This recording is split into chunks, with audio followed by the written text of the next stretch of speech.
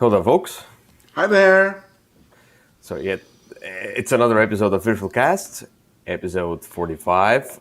Topic of the day: top 10 deck building games. That's correct. Has nothing to do with balconies, though. No, I'm not gonna build that. We might. There might be a twist to this episode. It's 45. Oh, We should do something. It's okay. like I don't know. Like having it But be short? I... yes, it's gonna be our last episode. oh, No, I'm kidding. okay. Might be if people will strike against us. Okay, but I think without further ado, as usual, we start. Yeah, I know.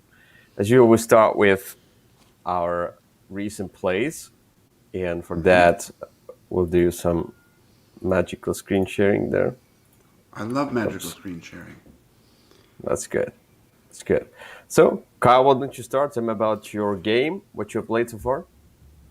Okay, so the game I'll talk about this time is a large game that I have played a lot of in the last couple of weeks. This is a dungeon crawling game, Chronicles of Drunagor. It's a it's an unusual game, right? It's got your typical large plastic minis, your typical Go. yeah, that's the one. There you go. Okay. It's got your typical, hero go through the dungeon and do something, look for treasure, fight monsters, that kind of thing. All that kind of fairly standard. What's different here? There's one thing that's different visually, and then there's a couple of things that are different sort of from a gameplay perspective. The thing that's different visually is that you set all of the pieces are set up in these plastic game trays things that allows the board to have sort of three levels, right? You can have things that are sitting on the table, things that are sitting on the sort of first level, and then there are some pieces that are a little bit higher. So that gives some elevation to the game.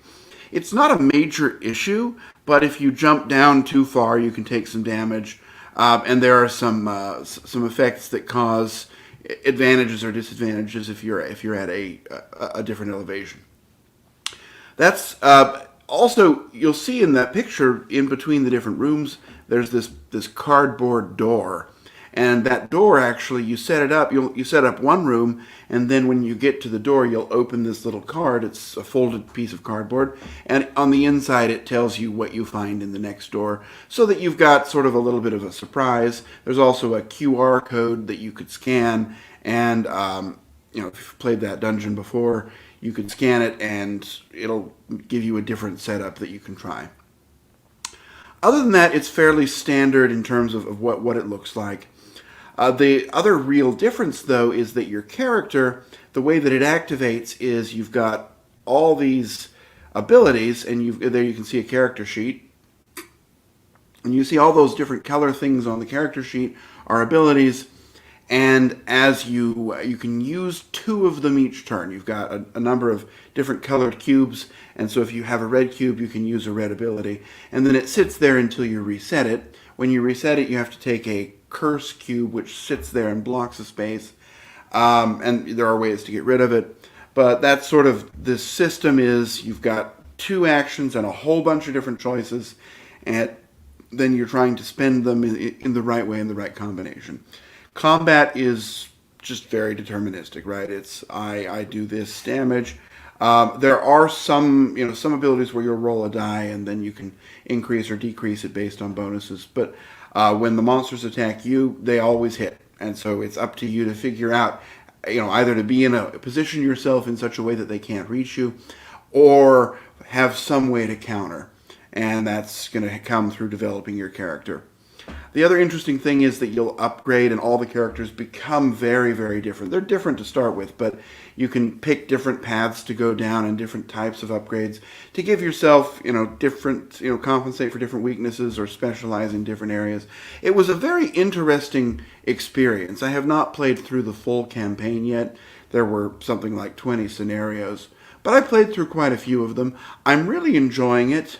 The only thing I don't love is that you really upgrade your character very slowly.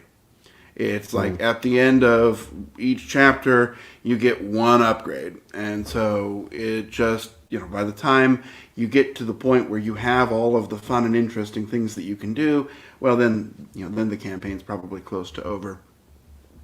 So Yeah, and there's a lot of story to read. I mean, it's that's like pages and pages of story before every time you set up a dungeon. So there's that as well. yeah, that theme about upgrading your character really slowly might come up later on our podcast. So Okay. yeah, it is painful. I mean, like um, I wouldn't say such games where you have kind of a progression and upgradable things.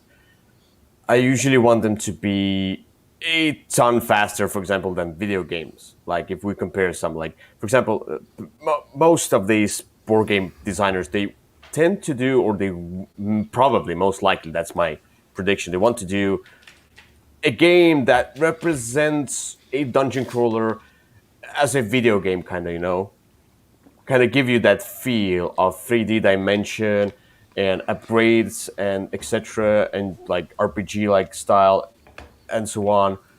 And with that, what they fail to do is they fail usually to pace up the game enough for it to be viable uh, mechanic in a board game, Yeah. because in a video game you are immersed in this whole world and you go through that like you play the what's it called, the Darker Souls or Dark Souls, whatever it is, the you play the Now video you're game. speaking my language. Yeah, yeah. I mean, like there as well, but you kind of progress through, and it's not a it's something that you play for maybe like 10 hours in total, something like that. I don't know. I haven't played it ever, but I mean, like most of Say these games, 10 like for hours example, is really low. Uh, it might be more. I don't know. Like usually the games where you like the whole play is like about 10 hours at least. Like these big games.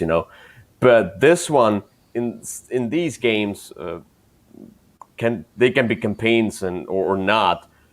You have to have a kind of a speeded up moments. It's like upgrades, combat, etc. So you can go on and on and on and on, because this tactile feel, this tactile motion that's going on in board games, it's slowing the game down anyway.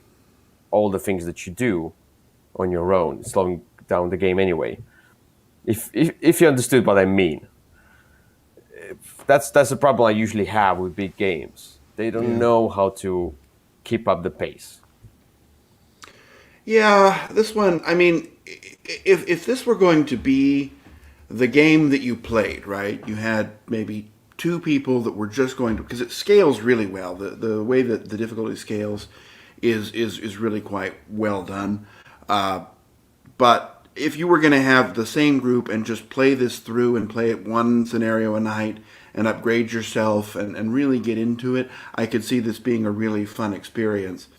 But as a pick up and play game, I don't know that it would really work. You can do the scenarios as one offs, but then you won't get to do any of the customization really at all, and that won't be. I mean that then it's just sort of it's kind of a one and done dungeon crawling game, and I don't know how it stacks up if you were going to do it one scenario at a time.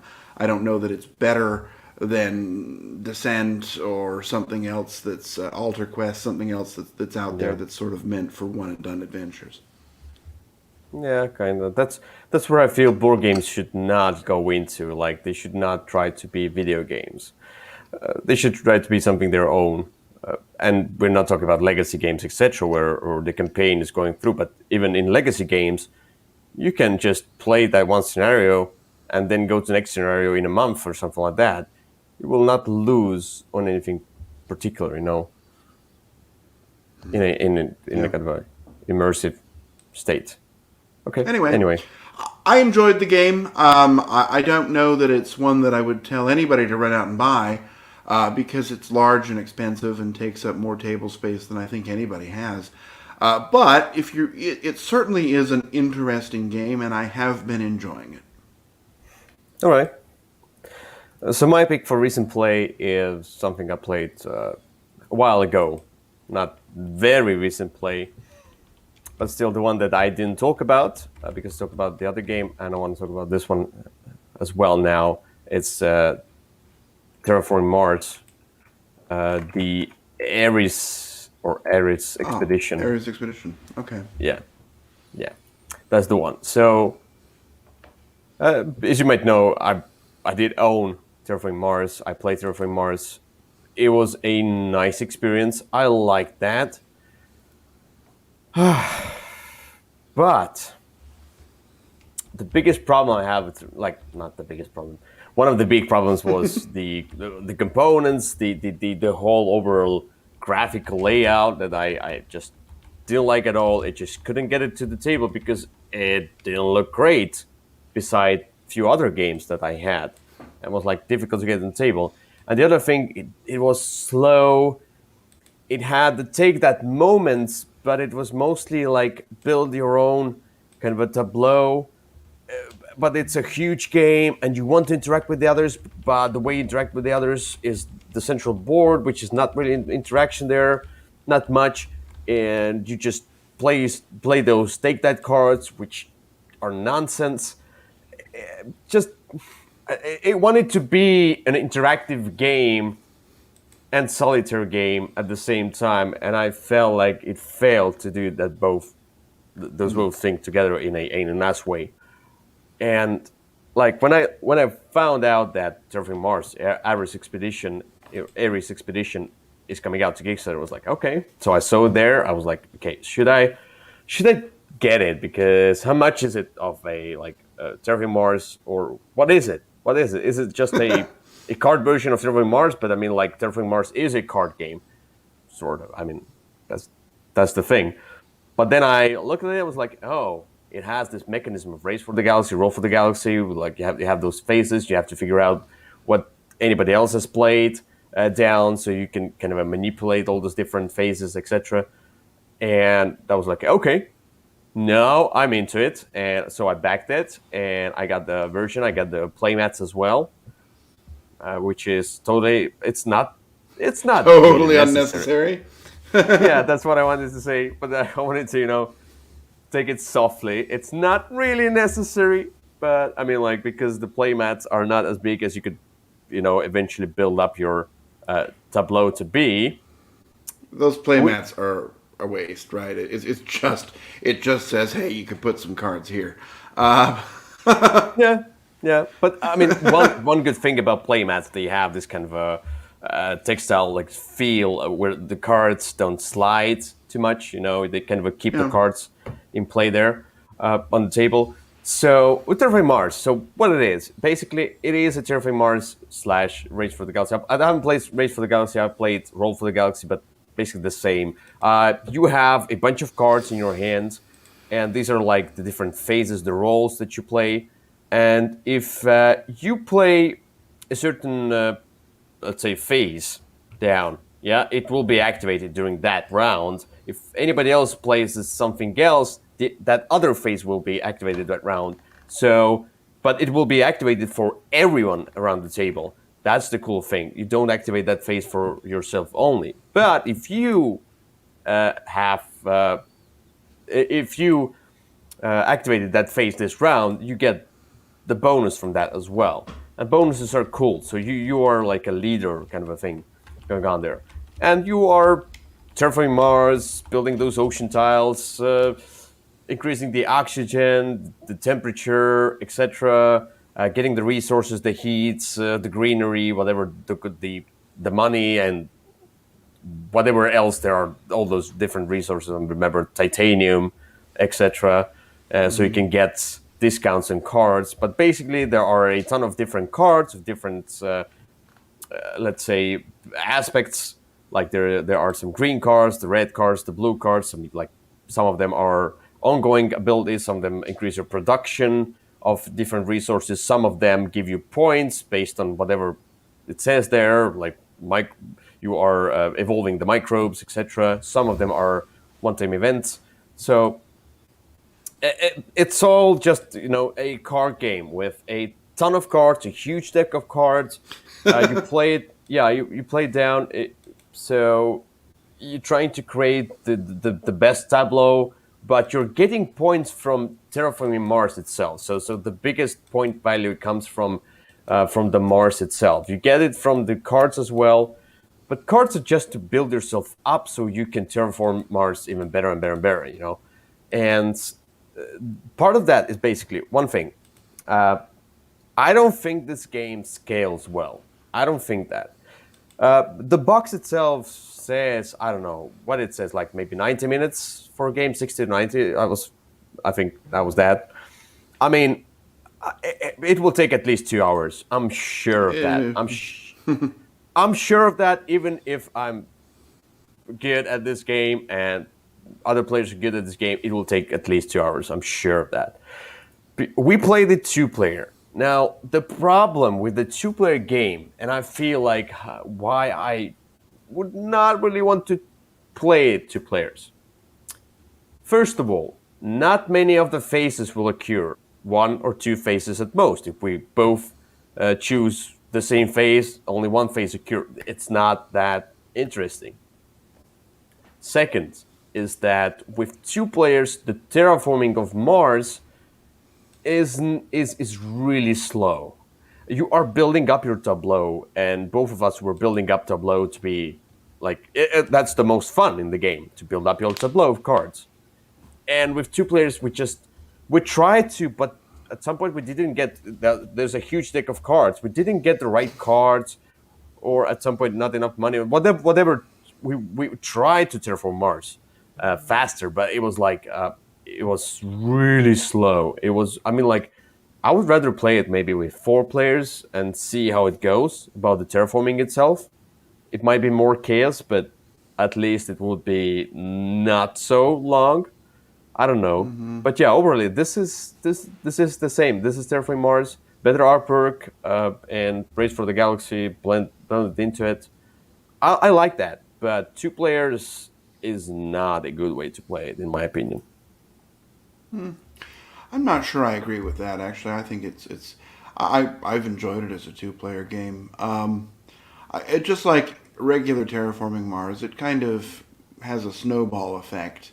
After a few rounds, once you have enough money to do things and enough cards and actions to do things, the last couple of rounds go by rather unexpectedly fast. I have always found with both games. I Yeah, find it's usually about 20 to 30 rounds. I think, at least in the games I've played, they've all always come out in about the 20 to 30 rounds. As for time, I don't know. That's going to depend on people. Um, but yeah, who knows? but from my It is experience, like 80 to 80, longer. yeah, It is 80 to longer than a card 85%. game normally would be. I think I'll Yeah, say that. 80 to 85% of that game, it was building up tableau, and the 15 was that snowballing effect, which was not enough. It should be 50-50 or 60 to 40, something like that ratio where you could kind of the game speeds up after more than a half of what you've done. For example, if you have done at least half of something good on your tableau, it should speed up significantly. That's my opinion. That's where I feel like I'm not keen on that to play a game here. But yeah, but it's still a cool game. I like the whole thing. Just too long with two players. All right, so here we are with recent plays, and we get to the next topic, which is Cult of the Old. We will talk about games that are at least 5 years old. Okay. So, Kyle, why don't you tell me about your game? Very well. All right. Well, since we're talking about deck building games today, I am talking about an older deck building game. This was, as far as I know, the very first cooperative deck building game. It's a game I talk about occasionally, but it's kind of been forgotten by time. It is called Shadow Rift. Okay. The original version looked terrible. Yeah. It was a very difficult. You found the newer version there. We've talked about it here a few times. So this is a game where you have a scenario that you're playing. And so maybe you pick a set of monsters, and they all have some sort of different rules and different ways that they affect the game. And then everybody is trying to build a certain number of walls or survive to a certain point. There's a couple of different ways the game can end, and if you meet one of the winning goals, then you'll win. And it's sort of your standard deck building mechanisms, except that the way that when you fight the monsters, they're going to do different things to you. So in addition to building up your deck, you've got to manage this sort of an ongoing row of monsters that are attacking your village. There were a couple of expansions. There was a reprint that actually gave you a rule book that could be used. There was then there were some expansions that added different types of monsters and added some large overlord type monsters that made it more difficult. It was a fairly difficult game to begin with. I really remember being quite enamored with this one when it came out. I have not played it in a number of years now, so I don't know how enamored I would be with it today. But I really did enjoy it back at the time. I found that it just felt like something unlike anything else. Now, there have been a lot of cooperative deck building games in the meantime, and there have been a lot more deck building games in general. So I just don't know if this one will feel old or if it will still have the sort of charm that it had back when I first discovered it in about the 2012 timeframe.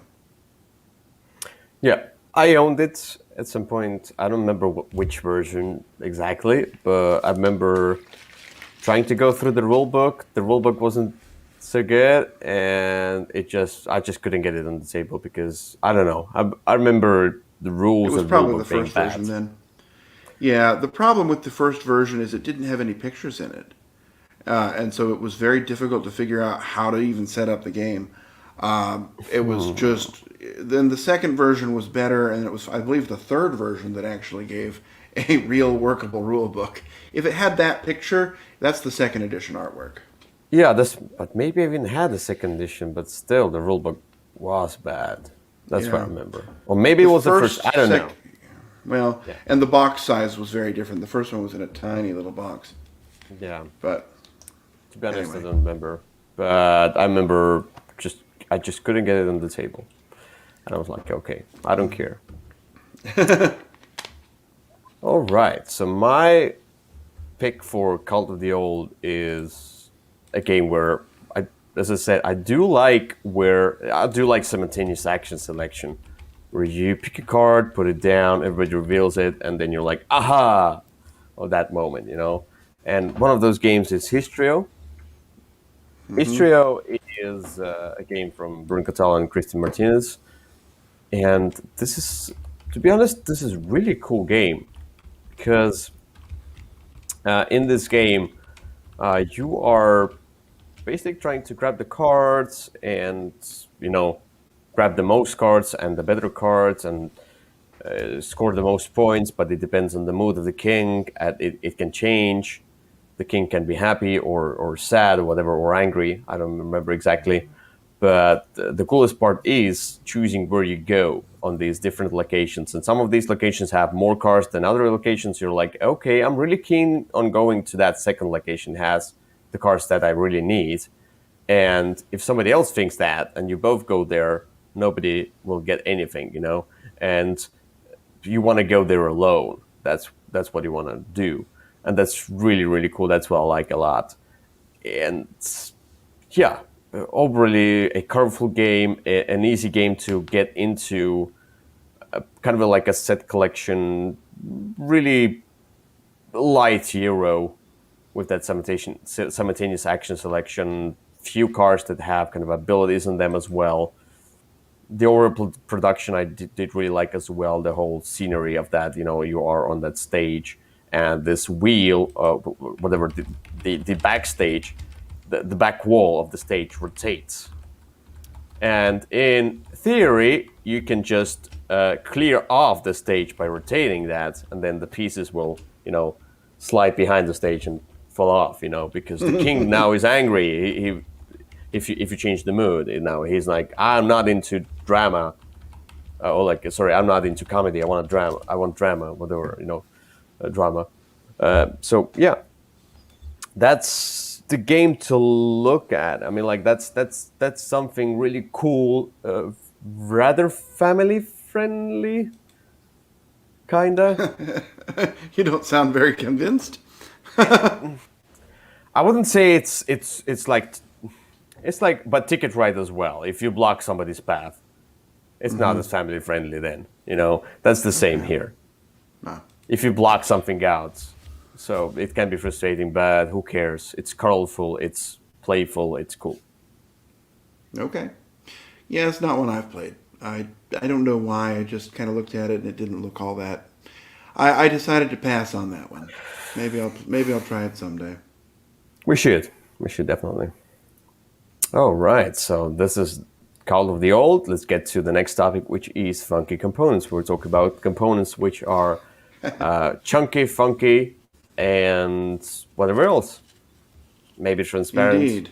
maybe made of paper or plastic, or made out of air, like missing Well, components.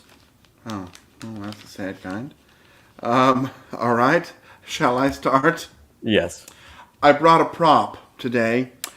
These Oh my these I god. just arrived. It is from the Willy Wonka Golden Ticket game, and the game comes with, I don't know, I didn't count them, but there's lots and lots of these little Wonka bar chocolates, and inside are little plastic chocolates, and they look so tasty. And I haven't played the game yet, but what you're really doing is you're looking to try and find the golden tickets, and they're kind of nice, kind of a metally plastic golden ticket, but there are just lots and lots and lots of these chocolate bars, and they just were such a captivating looking component. They made me want to try the game. So hopefully it'll be good. Okay, so you said Willy It's Wonka and the golden ticket game. the Candyland, the Chocolate Factory, the No, game. I think it's just called Golden Ticket Game. Golden Ticket Game, it's called. Wow. That's the one. Okay, so So yeah, there you see. Everyone is taking pictures of the chocolates. It comes with so many of them. I mean, the box has I don't know how many. You can kind of see these are all those chocolate bars, and you had to wait, fold all those. show it again. Oh, show it again. See, all these chocolate bars, Nice. and you hide a golden ticket in a certain number of them, and and then everybody gathers them up, and you're trying to have one at the end, and if you do, you win. Like I said, I haven't played it yet because it just came in, and it took a good long time to fold all those chocolate bar boxes so that all the chocolate bars could fit inside. Okay. Yeah, that's tasty. Uh, It's the game. it's not. They're just made out of plastic, but they made me want to No. try some chocolate.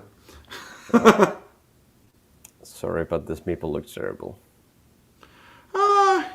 It's a stylized version. I think it's right. I mean, they look okay. Um, Okay, I can see that. Okay, that's it's artwork from the old movie. yeah, which I would not put on the box cover, but or the back Oh cover. no, this is speaking to people of my generation and a little bit older who loved that movie growing up. I mean, I watched that movie lots of times. Yeah. And if it had the new movie version, I wouldn't have been interested in the game at all. So it's definitely speaking to people of about my age and maybe 5 to 10 years older. All right, all right. So my pick for the funky component is something from the catacombs, and what's the third edition? I think. Let me see if I get. It's Yeah, not the first edition. that's the one. That's the one. The one and There it only is. gelatinous cube. And why it's so funky? So this is a flicking game. It's flicking game dungeon crawler. One of you plays the overlords, and you can play up to 4 heroes as well. I like the 2 player. Like I play all the heroes, then a player plays the overlord with a bunch of different minions in their disposal. And gelatinous cubes is out there as well, and you have those different discs. So flicking discs is fine, kind of sometimes you can get hurt a little bit. But flicking this giant cube, and you can see how giant it is. I mean, like flicking that cube, that's something else. I mean, like you're just flicking a piece of wood, a chunky piece of wood, and that's not something comfortable to flick. But mostly you don't flick it too much. It's rather slow. It is gelatinous cube. You know, it's big, huge, and it just eats everything on its path. It does. But yeah, it just a I don't know. It's a box type thing, a huge wooden piece, and then you It is. stick some stickers with gory images on them and some symbols for the gameplay. So Yeah, because it has a different effect depending on what side it's on. And in one of the expansions, there was a gelatinous cube hero that you could play. okay, I don't It know was a that smaller exactly. version of that, a smaller version of that giant die. Yeah, somebody said poor little elf won't stand a chance. That's true. Yeah. Anyway, Challenge Cube from Catacombs. All Okay. right, here we are with our usual topics. Let's get to the topic of the day, which is top 10 deck building games. Huzzah. Yeah. So for that topic, so it's been a while since I've kind of evaluated all the deck buildings, deck building games that I've played so far, and I realized that I haven't played that many. Oh. To be honest, I realized that okay, I skipped few because I was like, okay, no. And there were a few games which had deck building in them, which I really enjoyed the deck building part in those games. But these games were much bigger games themselves. Like they had different other big mechanics going on in them. So the deck building was kind of a part of that game. So I excluded those from the list Oh.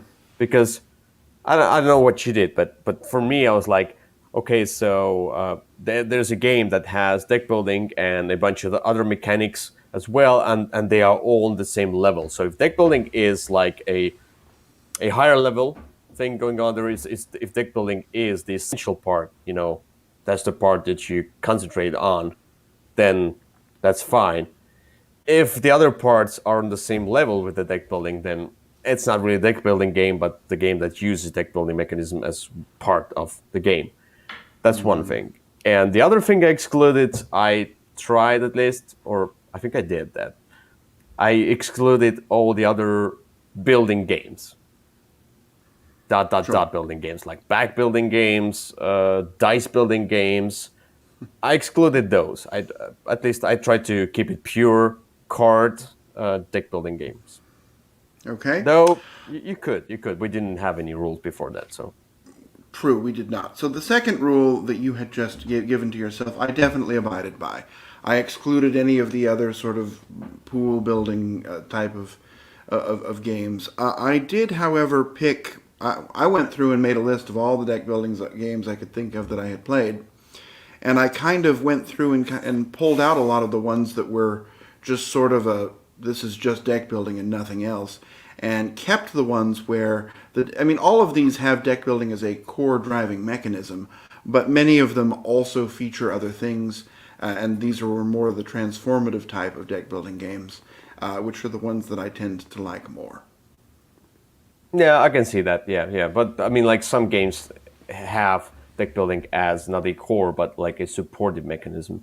That's where like okay, not not the one Well, we will that. see.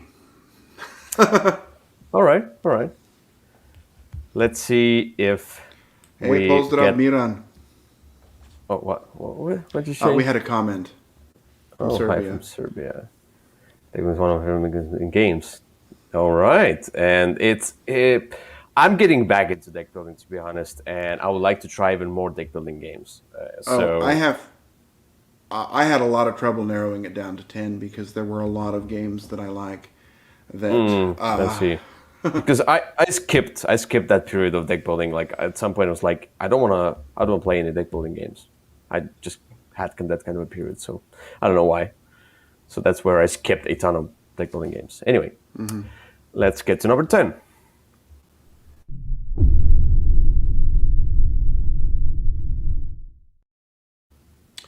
Okay, number 10, we actually talked about on a recent list. I believe it was the games I find difficult to teach list. This game has deck building as a core mechanism, but it has several others as well. The game is Codex. So, again, it's a game where you're doing some deck building, trying to attack your opponent. The difference here is that instead of a sort of every player has this binder full of cards, and you'll take a couple out every turn and put them into your deck, and then you're trying to shuffle that, and you'll shuffle that deck and draw and play those cards, or you can do other things with them to kind of thin them out of your deck. It's a unique deck building game. It is very expensive, difficult to teach, difficult to learn. I believe it's also out of print, so don't go out and buy it. But if you do happen to have it, it is a fabulous experience, really like no other. So my number 10, Codex. Yeah, I've never played that game, and I don't know. It just doesn't look the one I would like to try. It looks extremely generic. It looks like something from like a mix and match with the Marvel Dice Masters, where you have like kind of a Oh, combat style going on there. this designer and company shamelessly steals mechanisms from other games. I mean, it is. It doesn't even hide it. He does. He does put them all together in a new way and make something different and exciting. It's the same designer who did Puzzle Strike and Yomi, Okay. and also On Guard. You know, it's shameless borrowing, but but the games that he ends up coming up with all of the pieces and bits that are borrowed from other games are really quite interesting. So Yeah. Okay. So my number 10 is, well, I put this game on this list because it's an homage to that game, because that's the game that started the deck building fever, at least for me, and probably for many other players. That's Ascension. And okay, though the first game was like kind of a bigger deck building game was Dominion, I'm not a fan of Dominion, but when we got a copy of oh, that's the one, that's the original that I played. Okay, yep, that's the exactly the one. one. Yeah. So it was a long time ago, and we started with like we borrowed this game from another person, like, and said that's the deck building. We're like, what? Okay, let's try it out. And we played the first game. We're like, wow, let's try it again. We played again, and then we played again, and again, and again, and again. We just couldn't stop. The deck building mechanism itself was such a yeah, it was such a revelation. It was such a discovery at that point, and Ascension was such a great thing. There are two different types of currencies. You have abilities on the cards, and you buy new cards, and you customize your deck as you go along. You know, wow. Eventually, this is on my list just because of the like homage to Ascension to introducing me to deck building. But I mean, it's not that good if you look at it today.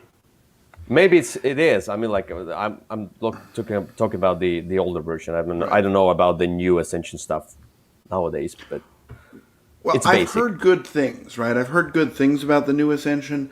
I just haven't gone back. I kind of, I played it back in the day and it was fine.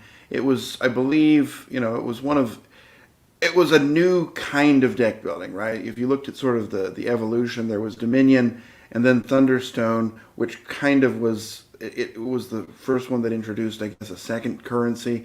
And this one was the first one that had that kind of line of cards that has been, done again with sort of the Star Realms sort of school of deck building.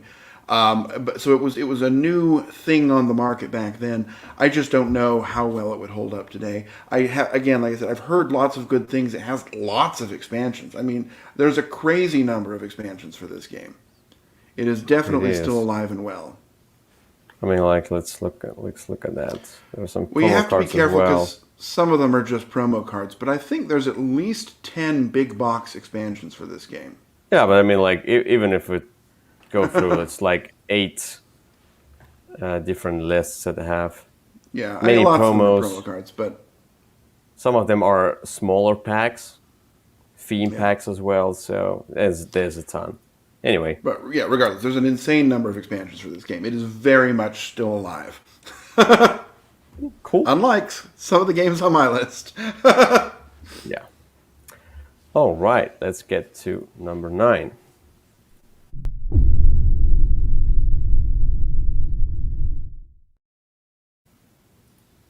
All right. Okay, my number 9. Number 9 is a game that came out just this year. It's a game that has deck building as a core mechanism, but the way that it's done and used is a little bit different. It is a cooperative game, cooperative deck building type game called Bloodborne. And so in Bloodborne, your deck is going to be it's always 12 cards. So every time you add to it, you also take away. So it's a different kind of a deck building game, but those cards are going to allow you to do all of your actions. They allow you to move, they allow you to fight, they allow you to block, to dodge, and so the way that you're going to acquire them and the choices you're going to make to sort of fine tune this deck over the course of your 3 game campaign, because you play through short three game campaigns. Those are really going to help you to achieve any success that you've got. Also, every time you do the deck building phase, is going to it's going to cost you a unit of the time, which is sort of the game's tracker. So you've got to be careful and make sure that when you're going to the dream, as it's called, to actually do the buying and customizing of your deck, you got to make sure it's the right time. It's a really interesting way to implement deck building into a larger sort of cooperative big game, but it definitely is a core mechanism of this one. Okay. I've not played that one, but just looking at that, reading about that, I don't know if I would call it a deck building game. Well, like I said, it's a game that has deck building as a core mechanism. How much of it is it really a deck building? How much of it is it just, A customizing the lot. deck? Yeah, that's what you're Okay. doing. So that because you're only ever going to draw 3 cards on your turn, and you need to make sure that they count. Okay. All right. Yeah. Cannot argue because I haven't played that one. All right. My number 9 is certainly a deck building game. Also a cooperative game, but the game where deck building is the core mechanism. Eh, that's Shadowrun Crossfire. Why I want to talk about that one? Why it's alone on my list? It's not a bad game. I think it's a really cool game. So this is a game where you have to defeat the different cards, and you have like I don't know. It's hard to explain this game. So you are trying to cooperate by buying the cards, and they are really hard to buy. But eventually, yeah, you pull the cards from your deck and trying to kind of go through the mission.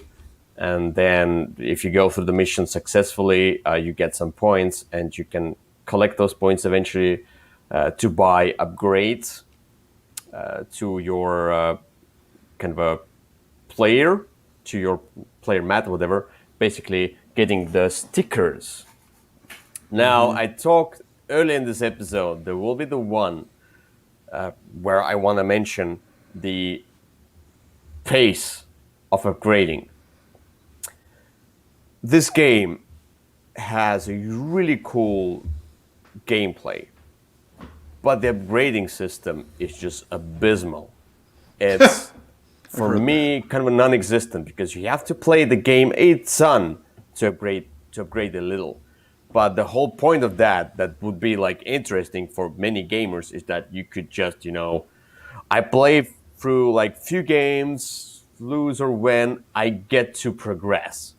And you don't get that feeling, because I don't remember how many games you need to play and win, which is hard because this game is hard, in order to get a sticker or two.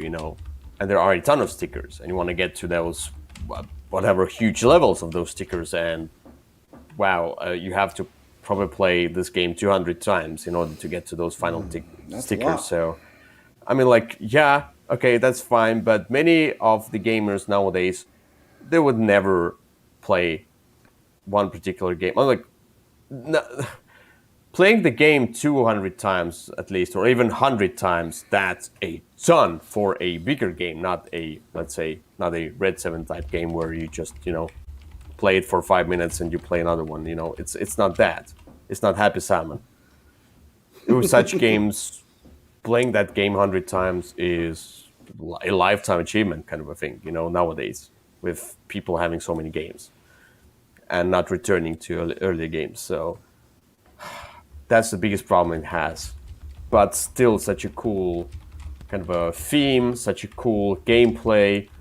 You're playing those cards down, you have different symbols, different kind of abilities on the cards, different genres of cards, and you're trying to kind of get down with this mission, win some points, and upgrade yourself. Just the upgrade itself is not as rewarding as it Okay. could be, or as fast. Yeah. I've not played this one at all. I had heard that the upgrading is really slow and that that's the best part of the game, so it didn't make me all that excited to try it.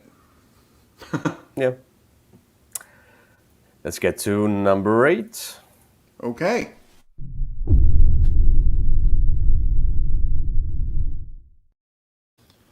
All right, my number 8. My number 8 is a game where deck building is a core mechanism. Uh, the game is also a last year release. Last year was a good year for deck building. I think there's at least another two in addition to this one on my list. The game is Viscounts of the West Kingdom. So in Viscounts of the West Kingdom, the way that your deck interacts is that there's always going to be 3 cards that are drawn and placed. Well, you're going to be drawing a card every turn and placing it onto this sliding track, and that's going to give you the various symbols and actions and bonuses that you can use that turn. And the card you play that turn also determines how far you move, which will determine which actions you're able to do. And then you have the opportunity to purchase a card and put it in your deck. There are also some ways to bring things back out again, get to kind of thin your deck out, which is important so that you're cycling through it more quickly, because when you cycle through it, you get certain bonuses as well.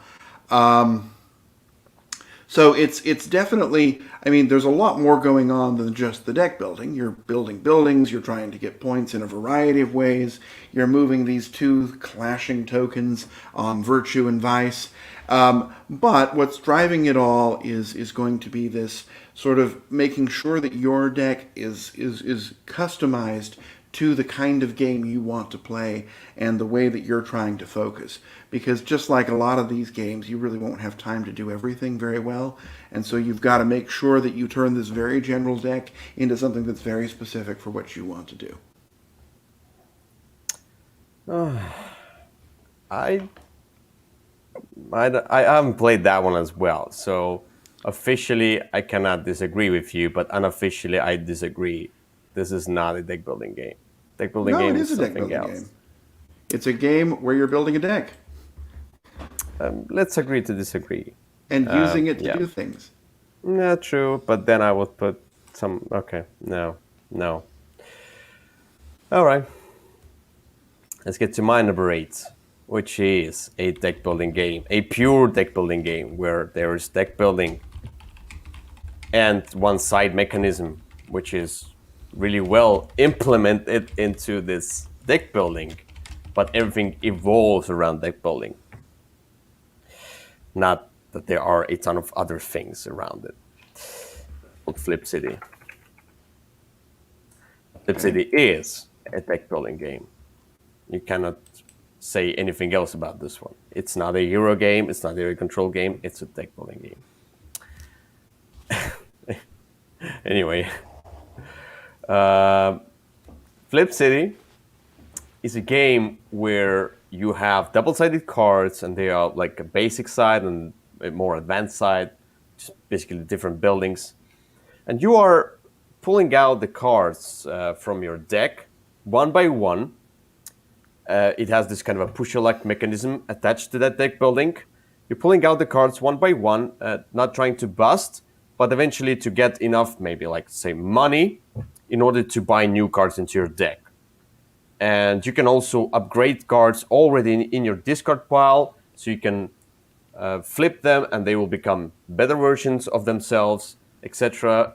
Very easy deck building with push your luck implemented into it. But yeah, you're just trying to get good cards, flip them into the better versions of those cards, and then trying to get to a certain winning condition. One of the winning conditions is you lay out a bunch of cards on the same turn, or you get to a certain number of victory points symbols, which are also printed on the cards that you play out. So you have to play out certain cards which have those symbols. If you get enough of them, like 7 or something like that, then you also win the game. So you're trying to build your deck up in a way that you will not bust. That's Flip City. That's true. Mine number 8. A deck building game. A deck building game that needed about 3 more expansions. it has few. It has 2. Yeah, it says reuse, but it also had another expansion. I don't remember what it was. It had 2 expansions. One was is a separate reuse. box, though. The other one is, it's just a standalone kind of that you can mix. And that's But why. it needed a few more, I think. But anyway. Yeah, true. There you are. Still We won't be getting them, not based on how that publisher is doing. No. Well, it is Game Design is the initial publisher, so they might get it out back. So and they're we'll cool, see. I guess. All right, let's get to number 7. Let's go.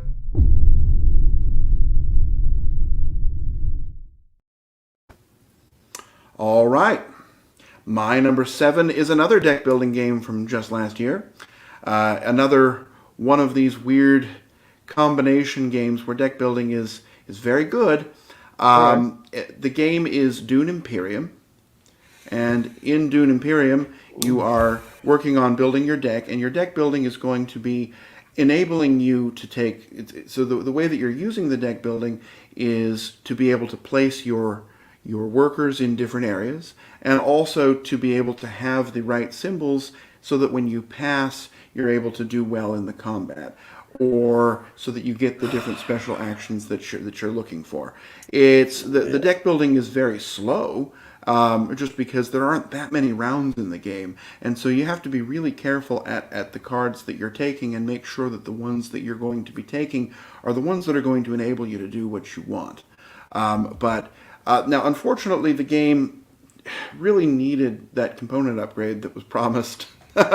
It's not the most beautiful looking game, but it is really a lot of fun to play, and it's an interesting change to sort of your standard deck building, because what you're using those cards for is really enabling everything else you're going to be trying to do.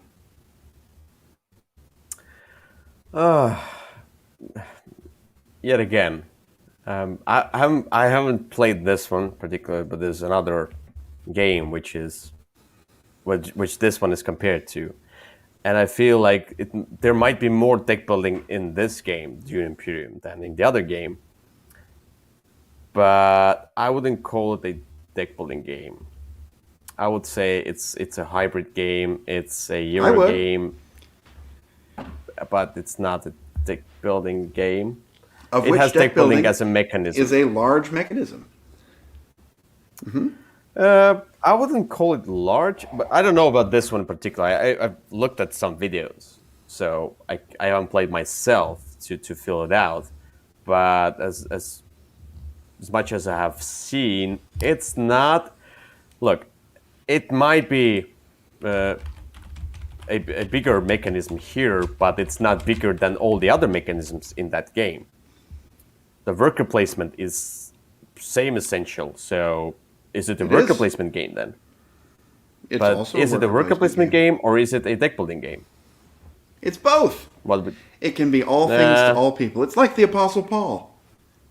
nah, then it's a hybrid game. It's not a deck building game. Yep. I It is disagree. definitely, and you have all the right in the world to be wrong. And I have all the right in the world to be right. Yeah, I disagree. But anyway, let's get to my number 7.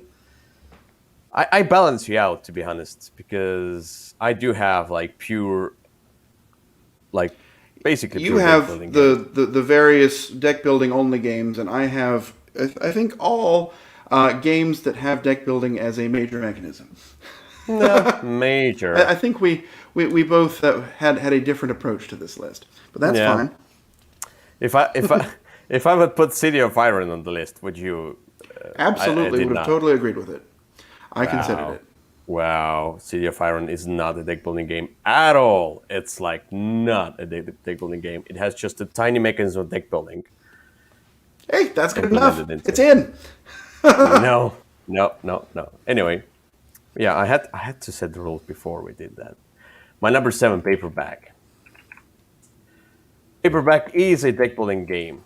So it's a word building game, but everything evolves around deck building. Everything, the whole game is a deck building game because you want to create the words with your cards in your hand, and if you create those words, then you can count those cards into that currency or whatever. So you can buy more and more cards and some special ability cards and etc. And eventually to buy those point cards so you can win the game. That's it. There's nothing extraordinary about this game. It's just deck building, and you're trying to create the currency of deck building through creating words. And it's a cool game. I would definitely recommend you to look at this one because it's somewhat unique in my opinion. It That's is. Paperback, my number 7. I A enjoy deck building paperback. game. Yeah, a deck building game. I played it with some people who didn't speak English very well once, though, and that wasn't the best experience.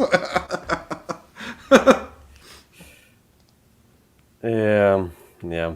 Anyway, let's get to number 6, and I'm not wrong.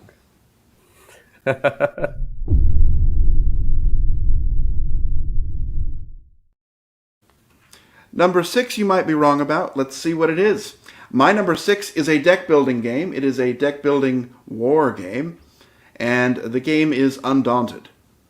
Uh, okay. So, in Undaunted, what you're doing is you have a mission, and normally what you're trying to do is eliminate all of the opponent's well, at least eliminate certain of the opponent's characters so that the opponent is pinned.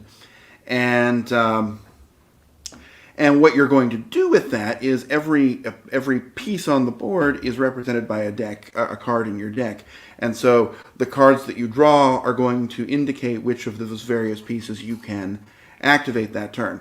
And so you'll just play all your cards. It's a very small small deck building game. You're going to have a small deck hopefully. There's also some trash cards that you're going to try and get rid of. But when somebody attacks and hits your piece, then what you have to do is pull out a card, and that card is now gone from the game. So there's some natural culling that's going to be happening. It's a really interesting, very tight and tactical game with a lot of deck building going on, and just a really nice kind of you can play as a campaign if you want, or you could just pick any one scenario and jump right in. The only real value to the campaign is it introduces some of the rules on a casual, gradual pace. But it's a really interesting approach to deck building. Yeah. With this one, I've heard many good things about this game, and I've heard about this one being this is the deck building game. It's a deck building game in a way that is one of the other games I'm sure we will both have on our list, where it is a Is core mechanism. Undaunted? I didn't think you'd even played this No, one.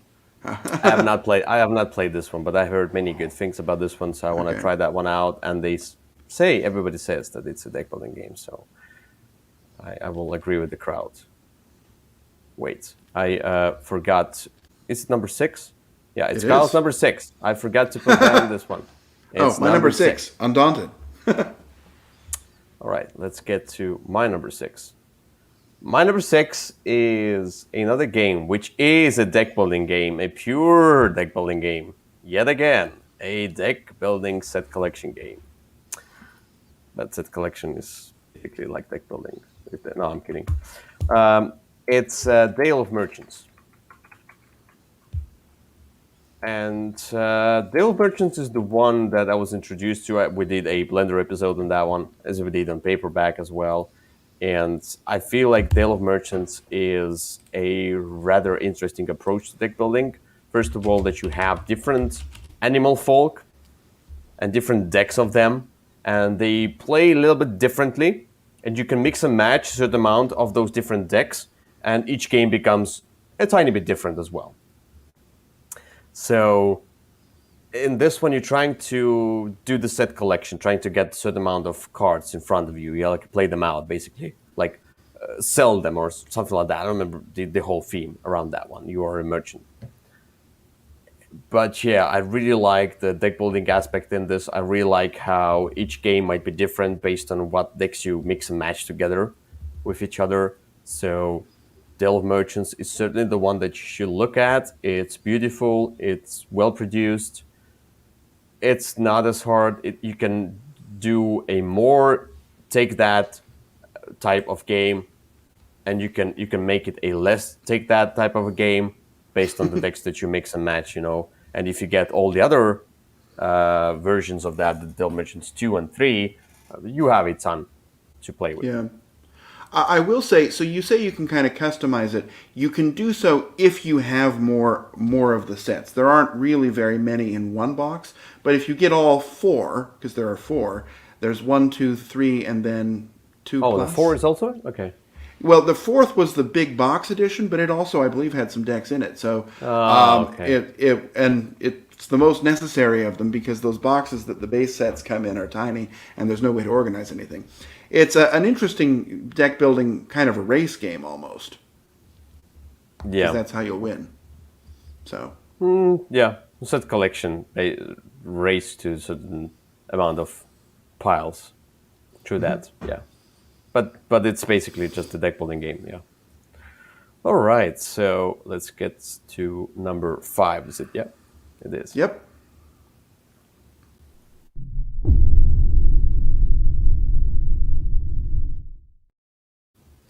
All right. My number 5 is a deck building game because it's a game with deck building in it.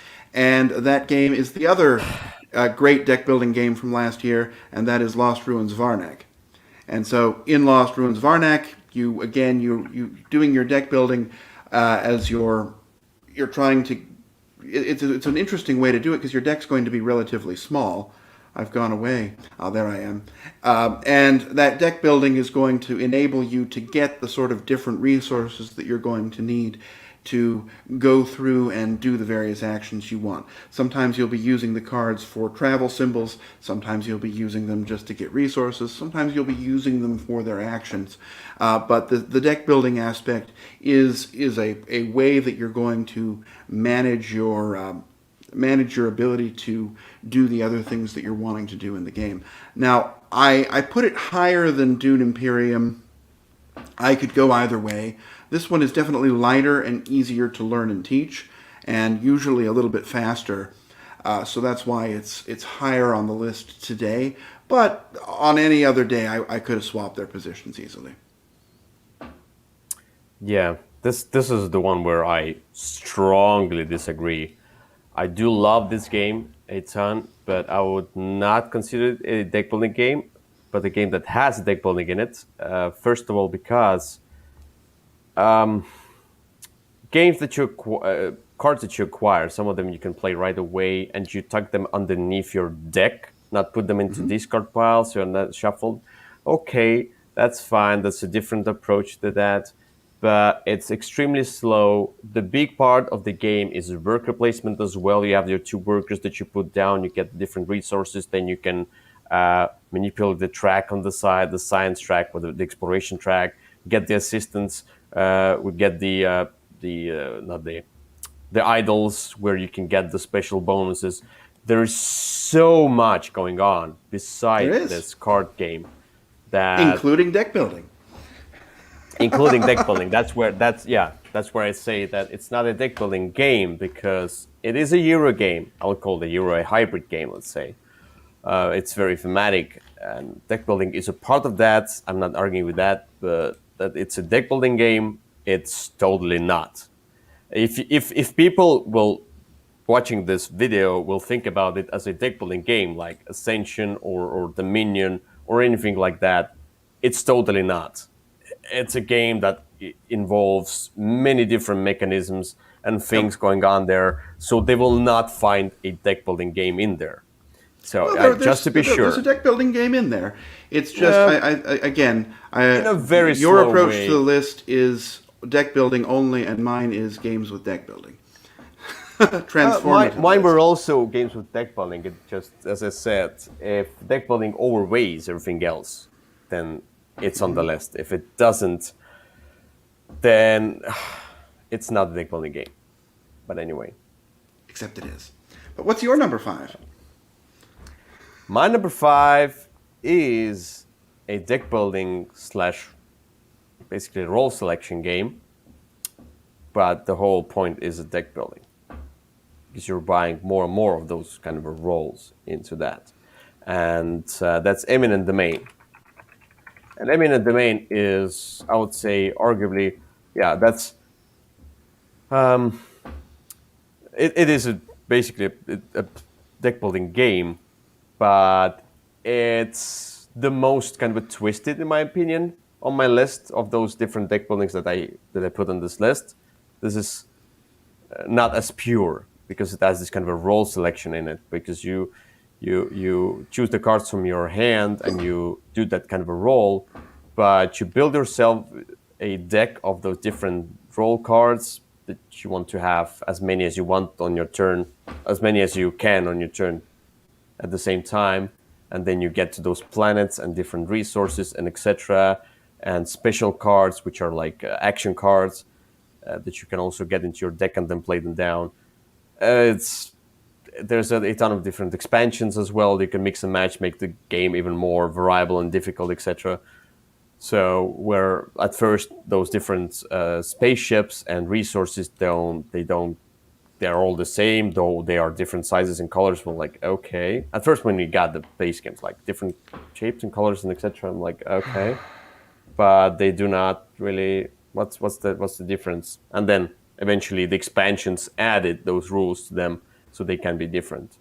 But Eminent Domain, the most twisted one in a deck building genre on my list. So yeah.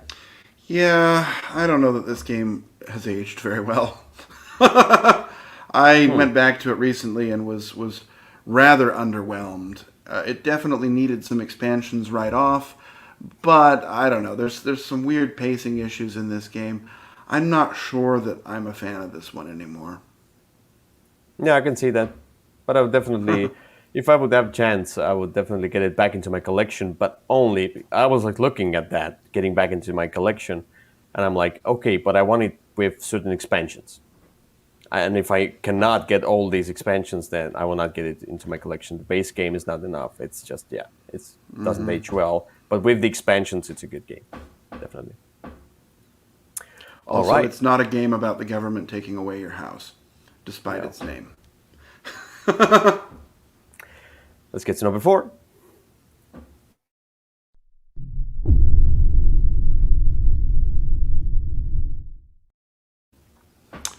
All right, my number 4 is another great deck building game that you have not played. This is one of those games that I talk about all the time. It is definitely top 10 material when I do my top 100 later this year. A game that I'm just always in the mood for, and some really interesting takes on deck building. The game is Great Western Trail. So The goal in this game is to arrive at the end of the trail with a hand of cards that has all different numbers. That is sort of your driving goal. Now, look, there's a lot of other things to do, but part of what you're doing in the game is trying to get cards, crappy cards, out of your hand so that you can draw good ones, so that when you show up at the end of the track, you are ready to go. Because based upon the value of your hand and whether you have, 4 or eventually 5 or 6 different types of cows, that's going to enable you to go farther along the delivery track, which is ultimately how you're going to try and get most of your points and a lot of your money. And so the deck building aspect is a little twisted because there's really not a lot of opportunities to change your deck in terms of acquiring new cards, although there are, and you have to make sure you're ready for them when they come up. But it's more about manipulating this deck so that it's ready when you need it to be. It's a very odd deck building game. Also, a lot of points to be had from that deck customization. It's a really good game, though. I'm excited to try the new edition, which is going to have hopefully better artwork, because the artwork on this game is not great. But it is a really great game, regardless of how it looks, and is a fabulous twist on the deck building mechanism. Okay. It has those Rockstar Games chips. They have them here. I can see that as well. Nice. Those chips are not part of the game. That's somebody else's. I know. Yeah, it's Rockstar upgrade. Games, as I said. Oh! Sorry. Okay, yeah, those are. Yeah. The game comes with rather drab-looking coins, Yeah, that's which are functional. I do have that set of chips as well. Yeah, so, I bought separately. I use scythe coins for my game component of choice, but yeah, definitely a game that needed some upgrading, and I'm hopeful that the new version is going to look a lot better. Yeah, I don't know. I've not played that one. I haven't looked into that too much. I can argue too much with that. What I see here, yeah, that's okay. Let's just not argue anymore. I think we might argue later into this list anyway. I don't think you're going to disagree with any of my top 3. Okay, that's fine. My top 4 as well. They are. I mean, maybe my number 1. You would argue that it's a little bit hybrid, but if you argue with that, then wow. I'm not going to argue with that. Go ahead. You're number 4. My number 4 is Arctic Scavengers. I haven't played that one. And Arctic Scavenger is, let's try this is the newer box here, a bit better artwork. And Arctic Scavengers is a deck building game with a twist that you have. So you have cards which have like kind of a different iconography on the side of that card. And you can, as you can see here, and these are the basically different actions that you can do. And you're trying to get even better cards, which give you even better kind of values of those actions. You can draw more cards. You can dig through the trash pile. You can get the food. For that food, you can buy different cards with greater point values, etc. So you can like buy the cards with the food. So this is kind of a currency value. And then you have the people value, which are points. And then you have the swords value, which is skirmish phase. And it's like that. So you play the cards during your turn, dig through the trash pile, etc., trying to get some cards for free or trying to buy some cards with the food, basically building your deck as usual with any other deck building games. And then eventually, if you don't want to use some of your cards, you can leave them for the skirmish phase. You can sometimes bluff and put the cards down which don't have any of the sword symbols in them, basically useless for the skirmish phase, but you're trying to bluff yourself. And you put I put down 3 cards from a skirmish phase, and when everybody has done their turn, they have left some cards to the skirmish phase. And during the skirmish phase, there is that particular card that is a really strong card, or a stronger card than usual, and you can win that card, kind of a prize for that. And for that, you need to have the most power. Basically, you have to survive the skirmish phase. Like, so you can basically compare the power and kill each other, etc. There are some special abilities evolved around that as well. So yeah, that's the whole extra kind of twist on deck building with Arctic Scavengers, which is really cool. The whole bluffing Okay. mechanism of putting down the cards, trying to get that particular really cool card into your deck, so you can use it at like grenade or something like that, which is very powerful at some point, etc. Or maybe a ton of points. Yeah, that's what I love about Arctic All right. Scavengers. Something I might get back into my collection as well. Well, you do talk about it a lot, so obviously you enjoy it. I still have no experience with it. I played it a ton with the same group with whom I started playing board games overly. Like we started with Munchkin. That was basically the first game, yeah, where we could get into the hobby, and we played that with certain people, and then we found a few other games, and then that was basically the next biggest love for them was the Arctic Scavengers that we played everywhere, every time. Uh, yeah, that was just a hit. We played it a ton. I don't know how many times I played Arctic Scavengers, but I mean, like, a lot. I tired of that. I was tired of that game, but I had only the base game plus HQ, but I didn't have the newer box, which has recon and extra cards, etc. So yeah, All right. let's get to number 3.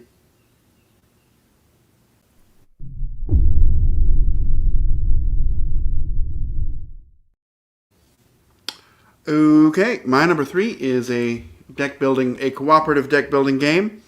The last one on my list, and my favorite cooperative deck building game, as you know. This is Aeon's End. Yeah. Aeon's End is, it's you're a team of wizards, mages, whatever, and you're fighting off some big monster that's going to sort of drive the various mechanisms of the game. The sort of core mechanisms are going to be play all your cards, you prep the spells, they're going to go off on the next turn, so you've got some planning going on, and you want to try and unlock some slots for that. And then, sort of the weird twist, of course, is that you're not going to shuffle your deck. I don't know how much that really matters. There are some cards it matters a lot for, but for many things it doesn't. But it is nice if you're able to sort of think ahead and plan based on the contents of your deck to know what's going to be coming up next. That's an interesting feature. It's definitely a weird twist on deck building, but there are so many expansions for it, right? There are so many different heroes. And the heroes, to be honest, they're a little different, right? Each one's got one or two different cards and a different special ability, but for the large part, they're kind of all the same. But the different nemesis characters that you're going to fight, those really drive what's going to be different and fun about the game, because each one has some sort of a different quirk that is going to make it very difficult or very easy, or just change the way that you're going to fight it. I really enjoy all of the different expansions. I enjoy the game's approach to campaign, right? There's 3 different of the expansions that have a campaign system now, and you can play through it, unlock the different characters with their story, and then just throw them in and go. And now there's sort of a customizable campaign. There are rules to set one up if you want to have one, or you can just play it, pick a bad guy, pick a hero or 2 or 3, or join up with some friends and fight it. It's just a great, interesting cooperative deck building game. Yeah, that's the one that I've tried as well. I was enamored with that one. I had the base box. I just wasn't enamored with the whole mechanism, and kind of the deck building part for me wasn't as satisfying as with a few other games that I played. I don't know why. I Oh, would well, just didn't click with me that's in a fine. way. It definitely did for me, and I am really excited for the new expansion that's coming. It's one of those games that it's like I sleep on for a while. When it comes, though, I'm going to set it up, and I'm going to play nothing but Aeon's End for a week. And and then I'll put it away for a while because it's a little difficult to Yeah, organize and store. So, yeah. For me though, I was thinking about maybe at some point I will get the Ancient Legacy, because I do really like legacy aspect of like basically as a mechanism. So it might get better because I do want to get back into deck building, and maybe the legacy version will make it better for me or more enjoyable. I I enjoyed the Legacy a lot, but it is not the best of the Aeon's End boxes. So I mean, just because I mean it's really interesting and a lot of fun. The story's not all that great, uh, but the experience was rather enjoyable. Yeah, that's I'm looking for kind of a boosting the So experience of the base ANZ. That's what I say. Yeah. okay. All right. Let's get to my number three. My number three is a game that you've heard me talk about Eitan a lot because we played through. We have stopped playing that for some time because we played many other games because we had to, at some point play something else as well when we get together during the coronavirus, especially Oh, with the lockdowns. I mean, like it was after that, but anyway, Harry Potter, the Hogwarts Battle game, being an extremely basic deck building game. I mean, there's nothing special about that one. It's the theme, and the players I play with. Why it's so high on my list? Because it's easy to get into. It's sometimes really punishing because of the randomness of how the villains come up. It might be easy as well, but we all like it. We go through that and we play it again and again and again. We play quite a few scenarios in a row, which is also cool. And we play with a particular group who are all fans of Harry Potter. So that adds to that experience a ton. I feel like sometimes if you really enjoy the theme, you will enjoy the game much more, even if it's a lesser game, let's say something like that. And then we have the monster box. We started the monster box. We have abandoned it for a moment, but we'll get back with that group, and because we couldn't get back all four of us together at some point, but we'll get back to that. And then we have the potions and something something expansion, the second one, where I heard that adds few things that I would really love in this game. So I was like, okay, but we're going through this like in a in a that in a way that they came out. So the monster box, we have to go through those scenarios first, and then we get to that other one. We have to dig Okay. through everything, but it is an enjoyable game. It is something where when we play it through, it is something I can show to many people who are not gamers as well. This is that kind of a deck building where I can say, let's try to learn deck building, and that's an easy one to learn, especially with the base box only. If you, like maybe I'll show them scenario 4 or something like that, but it's cooperative. You are trying to beat those villains and events and etc. Trying to get to the villain deck and win together. And when you get knocked out, when you get to 0 health, you're not out of the game, which is great. It's family friendly. You wake up again with 10 health, but you lose half of your cards from your hand, which basically makes your next turn not so viable. But it doesn't make you lose any cards permanently. It doesn't make you lose the game. It's not. I mean, like, it's cool. It's cool. Like they have this kind of a mechanism. Even if you are down, you can get back up and then just play again. So All right. Harry Potter, Yeah, Hogwarts Battle. I know you really enjoy that one. I found it to be a mediocre deck building game, but as you've said, you and your friends have had a good time with the theme, so that certainly has helped you. Yeah. Anyway, let's get to number two.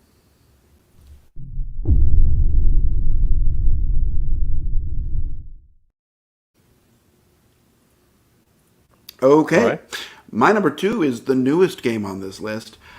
It was almost my number one, to be honest. In fact, if you'd asked me on a different day, it might have been because I really like this game. It's one of those once in a very long time games that comes out. We've talked about it a little bit. I know you were looking forward to it this year, but it is a fantastic deck building game. It's a fantastic solo game, but it's also a great 2 or maybe 3 player game as well.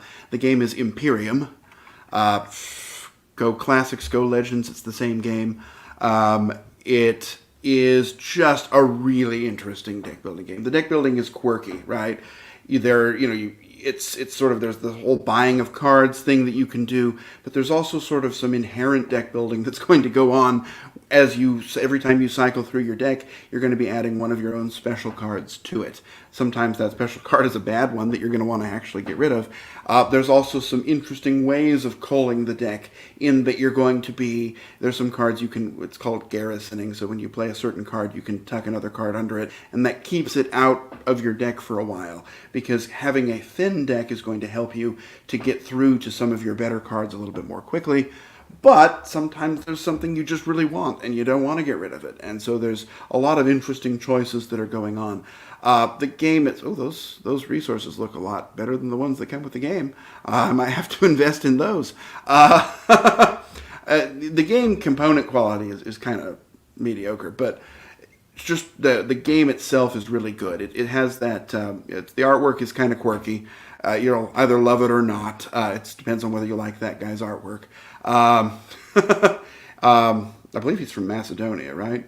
Anyway, but it's a really interesting game, and I love the solo. I'll just tell you that the solo is one of my best solo games because it's so clean and fast and easy, and yet was time that was taken to design a solo opponent for each and every deck in the game.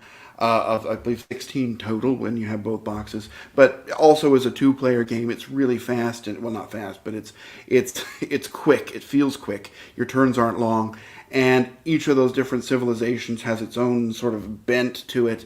And because you're getting your own personal cards into your deck, you're going to stay true to that civilization's core theme as you go along. And I just really like this game. I mean, it was almost, I like I said, it was right there neck and neck with my number one game, which I also really love. But definitely a deck building game, and definitely one worth trying. It is. It's something I was looking forward to very much. I haven't had chance to get this one or play this one yet, but I will eventually. And I heard this is a really harsh game to learn. It is. But I'm willing to because it's Osprey Games, it's David Turchi, and I think like I might like it I quite will much. tell you, it is a great game to be taught. I like the theme. I like civilization themes and utopian civilizations as well, and like legendary civilizations, etc. So yeah, the whole theme excites me a lot already, and all the decks being different, etc. So I'm looking forward to playing that game. Okay, my number two is a game with also that kind of a ancient civilization theme, and I'm sure you knew it would be on my list because I do love this I'm game. going to be shocked. Don't make me. As a pure deck building game with like no other aspects to it. I mean, like there might be some side mechanism like set collection or something like that, but it's not. It's just a part of scoring, but no other bigger parts. That's Valley of the Kings. What? I'm shocked. Oh, this is my choice of pure deck building game. And there's the new version here with big cards, takes a lot of space on the table. But you can take the older one as well if you find them. You can get those little boxes. The bigger one just has all of the three expansions, all of the three boxes, which are all standalone slash expansions, plus some Pharaoh abilities, plus some extra bonus cards, whatever. I don't know. Correct. Promos, whatever. So, but basically, this is a game about you have a bunch of cards at the start. They have the basic thing like in Dominion Ancient. You have currency. You have an action that you can play it, and it has some kind of a value to it. But the values that they have are based on their sets. So you want to collect cards which are from the same set. Like here you can see this is a starter set, unique cards, sarcophagus, priestesses, statues. So these are all the different like sets. They are color coded as well, and you want to collect different cards, unique cards of that set into your tomb.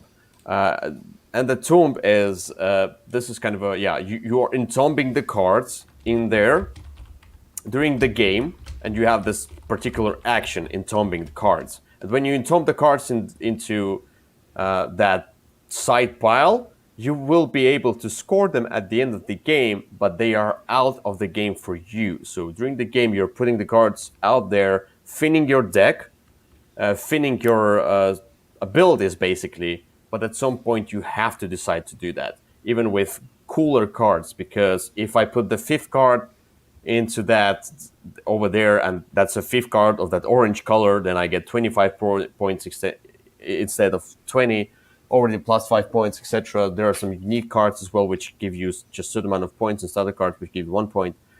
The other cool mechanism is, I don't know if it will be, oh, you can kind of see it on the blurry background, that there is the cards where you buy it from. Each turn you get your 5 cards. As usual, you buy cards from the pyramid. And the pyramid consists of 3, 2 plus 1 card. And you can buy cards only from the base of the pyramid. But as soon as you buy a card from the base of the pyramid, the other cards, they crumble down and they become available, basically, etc. I do really enjoy that mechanism as well. So you can see upfront which cards will be available, but you cannot buy them. But you have a ton of different cards which have the abilities to manipulate the pyramid. So you can swap the cards, and you can buy the cards from the upper row. But whatever, there are so many different ways to kind of manipulate the board that you can get the cards that you really, really want. So I feel like Valley of the Kings does a great job having a traditional deck building mechanism, but having enough of a twist to feel the urge during the gameplay, especially when should I put the card away into my tomb so I will never use it again, but it will score me points, or should I keep it right now in my hand so I can use it to buy even better cards, etc. I love that feel, and I love that decision making there. That's my number 2, Valley of the Kings. Okay. Yep. I mean, I assumed it would show up near the top of your list because you rather enjoy it. Did you ever get that newest mini expansion for it? What is it? I don't know. This Necropolis set of cards just came out 6 months ago. Oh, really? I didn't know about that one. Okay. Yeah, it was. I mean, it's a cheap little expansion. It's just a couple more cards. It's another couple of sets of cards. I'm not sure if I can buy it anywhere. Well, it's really something hard to pick up the next time you're in the U.S. I mean, I think it's from their website, and I think you just buy it from them. But 4 rule cards, 14 artifact cards, unique cards, pharaoh cards. Ooh, nice. Another small expansion. Nice. If you Why like not? the game. Yeah, yeah. I would definitely get more cards. I would love them to get even more and more and more, because the box is huge. The room in the box. Huge. I mean, the box has room for about a half more. Yeah. Of those cards, So Anyway. yeah. All right. Let's get to the final number 1.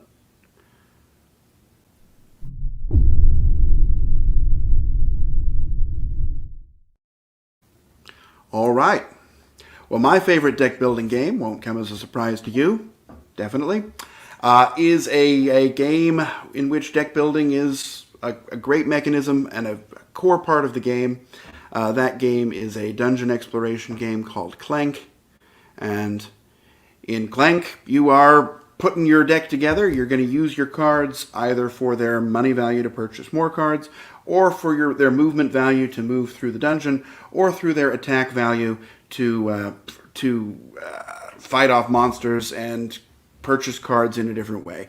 Definitely a deck building game. Definitely the one that has taken that sort of a core mechanism and added enough to it that it really has been transformative to it.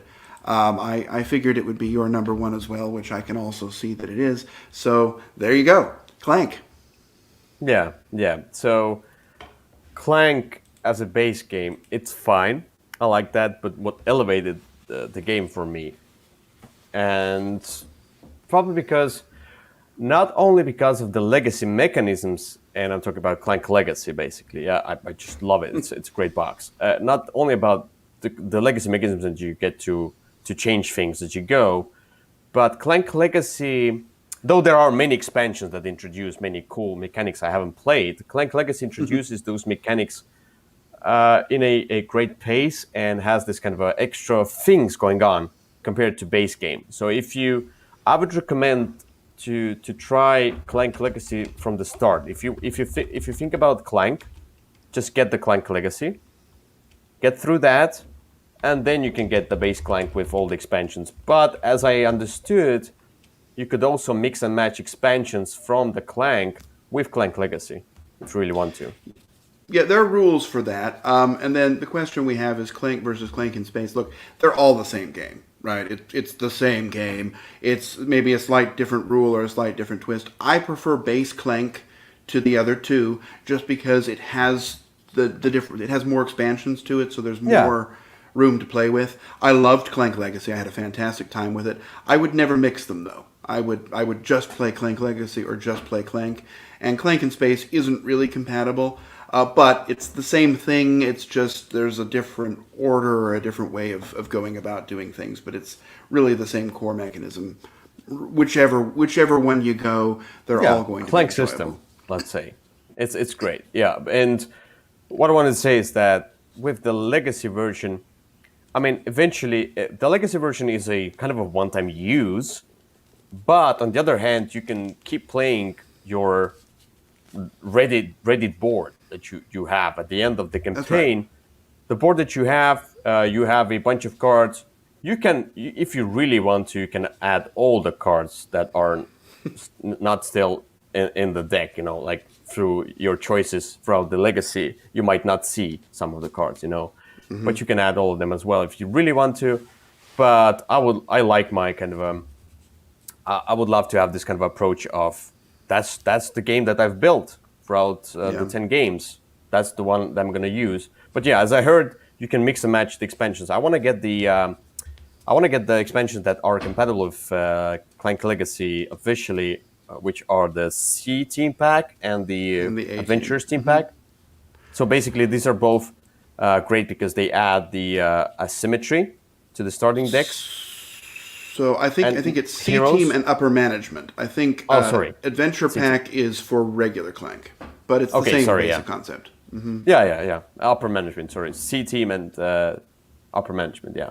Right. So looking forward to that, to get them as well. So I have only one game left in my Clank Legacy campaign. Oh. I had to postpone Clank Legacy for quite a few months now, and then we got back and then we played 2 games, and now we are on our last game.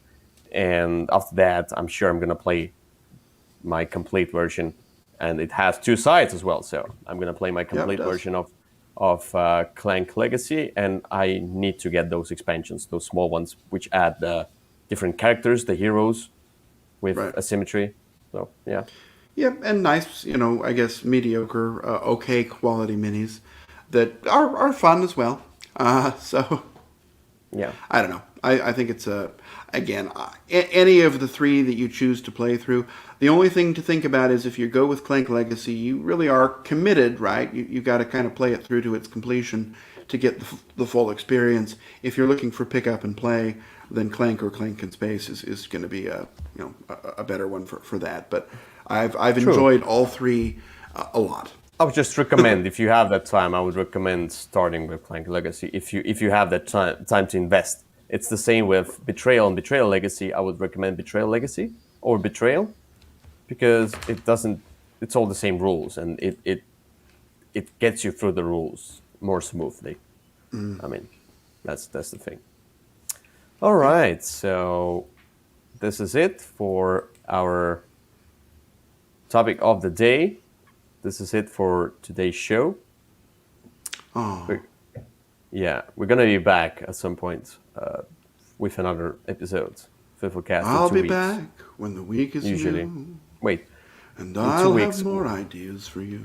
Oh, sorry. Yeah. we might have to postpone that. We'll see. We'll see about that if I have any Oh, urgent matters to attend. But as of now, it should happen in 2 weeks. okay. Sounds great. I'm looking forward to it. Thanks to our friend Miran from Serbia. Yeah, thanks to Lala. Miran. Yeah. By the way, I haven't And played Clank in space, so I can't say anything about I that. have. I don't care about space themes. Anyway, All right. thank you for Well, watching. goodbye, all. We Go see play some you. deck building games. Yeah, we see you another time. Bye Bye bye. bye.